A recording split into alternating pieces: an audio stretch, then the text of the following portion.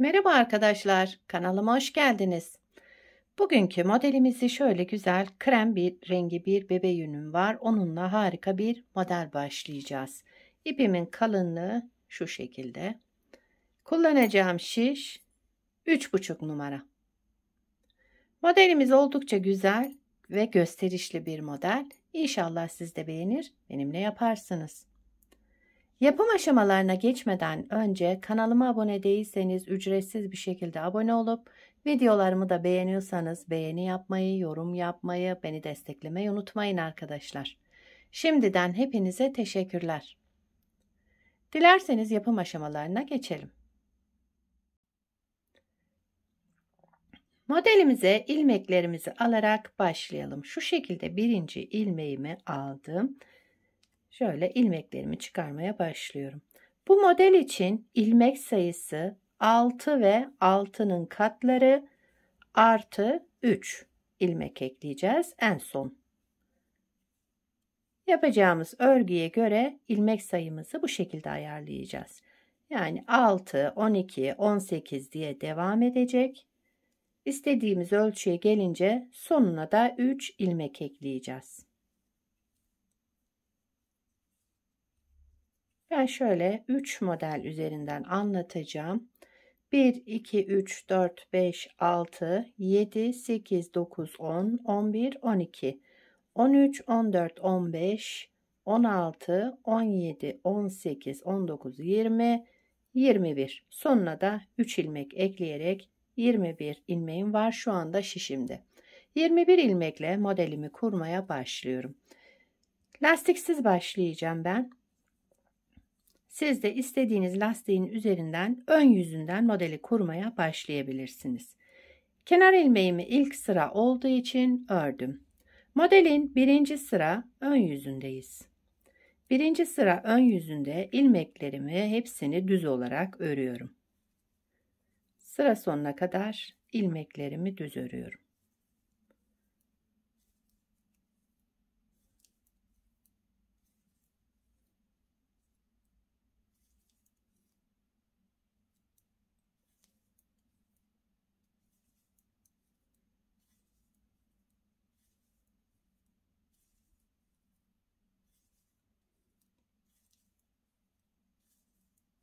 Evet. Kenar ilmeğimi de ördüm. Birinci sıra ön yüzünde ilmeklerimi düz olarak ördüm. İkinci sıra arka yüzündeyiz. Kenar ilmeğimi örmeden aldım. Bütün ilmeklerimi ters olarak örüyorum. Sıra sonuna kadar ilmeklerimizi ters olarak örelim.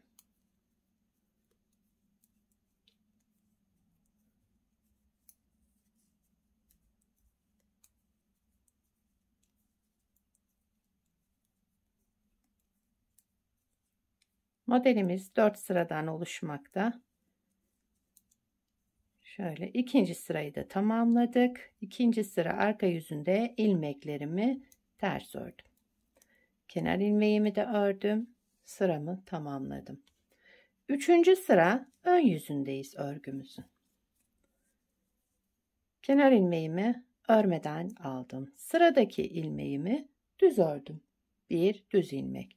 Daha sonra şu iki ilmeğimin yerini değiştiriyorum. Sağa doğru keseceğim. Tek ilmeğe düşüreceğim bu iki ilmeğimi. İki ilmeğimi örerek tek ilmeğe düşürdüm. Bir doladım, bir ilmek düz ördüm. Bir doladım. Sıradaki iki ilmeğimi de şu şekilde düz örerek sola doğru kestim. Devamında bir düz ilmek ördüm. Buraya kadar bir model. Şimdi ikinci modeli kurmaya başlıyorum. Bir düz ilmek ördüm. Sıradaki iki ilmeğimin yönlerini şöyle değiştiriyorum. Çapraz yaptım. Sağa doğru kestim. Yani iki ilmeği tek ilmeğe düşürdüm. Bir ilmek doladım. Artırma yaptım. Bir ilmek düz ördüm. Bir ilmek doladım. Sıradaki iki ilmeğimi İkisini bir alarak düz ördüm. Sola doğru kestim. İkinci modeli de kurdum. Bir düz ilmek ördüm. Sıradaki iki ilmeğimi sağa doğru şöyle çevirdim ve 2 ilmeğimi de düz örerek kestim. Bir ilmek doladım, bir ilmek düz ördüm.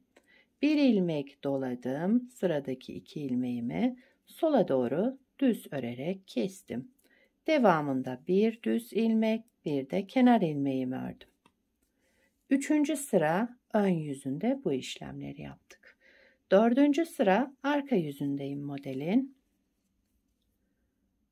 Kenar ilmeğimi örmeden aldım. Bütün ilmeklerimi ters örüyorum.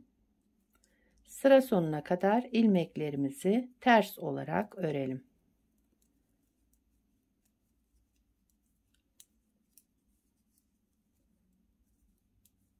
Şimdi ikinci model kurulumunda modeli kaydıracağız.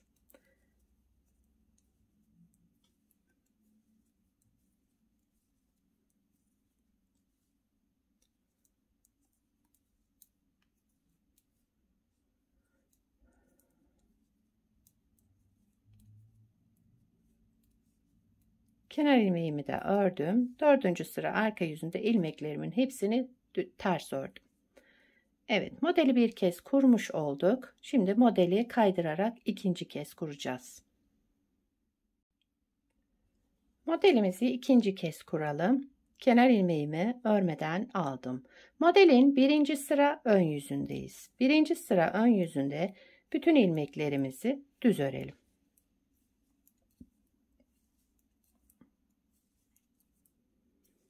Sıra sonuna kadar düz örerek devam ediyorum.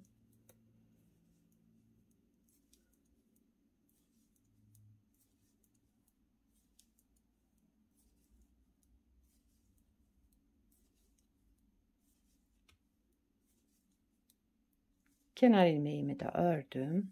Şu şekilde tamamladım. İkinci sıra arka yüzüne geçtim. Kenar ilmeğimi örmeden aldım.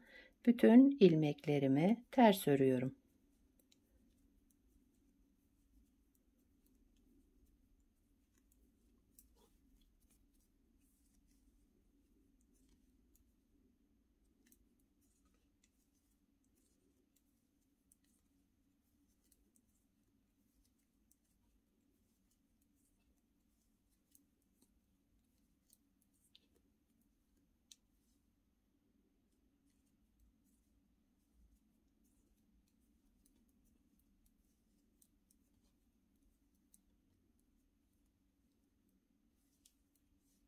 İkinci sıra arka yüzünde ilmeklerimi ters ördüm.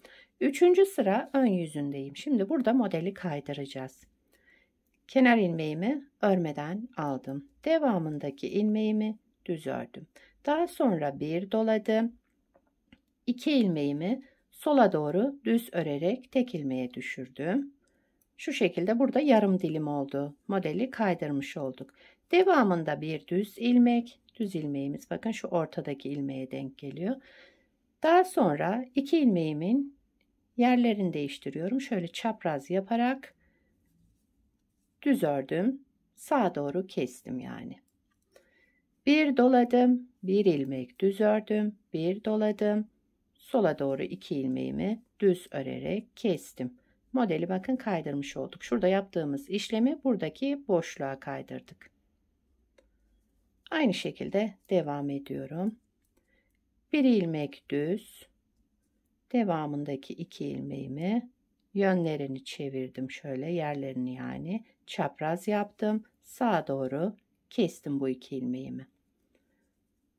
Bir doladım, bir düz ilmek ördüm, bir doladım. Sola doğru kestim 2 ilmeğimi. Bir ilmek düz ördüm. Şimdi sağa doğru keseceğim. Onun için ben şöyle 2 ilmeğimin yerlerini değiştirdim ve ikisini bir düz örerek kestim. Bir doladım, bir düz ilmek ördüm. Kenar ilmeğimi de ördüm. Kenarlarda yarım dilimimiz oldu şöyle. Ortalarda tüm. Yani modeli şu ortadaki boşluklara kaydırmış olduk. Bu şekilde. Şimdi son sıramız 4. sıra arka yüzündeyiz. Kenar ilmeğimi örmeden aldım. Bütün ilmeklerimi ters örüyorum. Gördüğünüz gibi model oldukça kolay. Bu modeli istediğiniz örgüde kullanabilirsiniz. Çocuk örgüsünde, yetişkin örgüsünde, her türlü örgüde uyarlayabilirsiniz.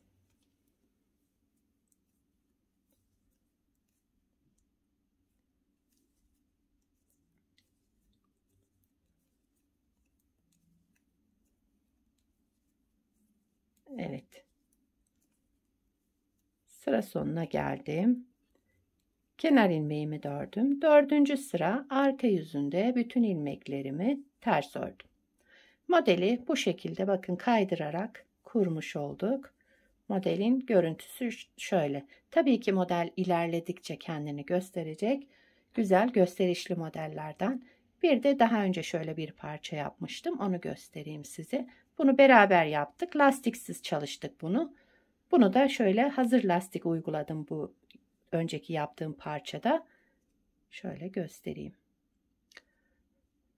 Evet, modelimiz böyle arkadaşlar. İlerlemiş hali de bu şekilde olacak. Şöyle göstereyim size. Modelin arka yüzü de bu şekilde. Gördüğünüz gibi gayet güzel ve kullanışlı, şöyle gösterişli bir model. Sizler de nelerde kullanacaksınız bu modeli? Yorumlarda yazarsanız sevinirim. Beni buraya kadar izlediyseniz bir beğeni yapmayı, yorum yapmayı, beni desteklemeyi unutmayın arkadaşlar.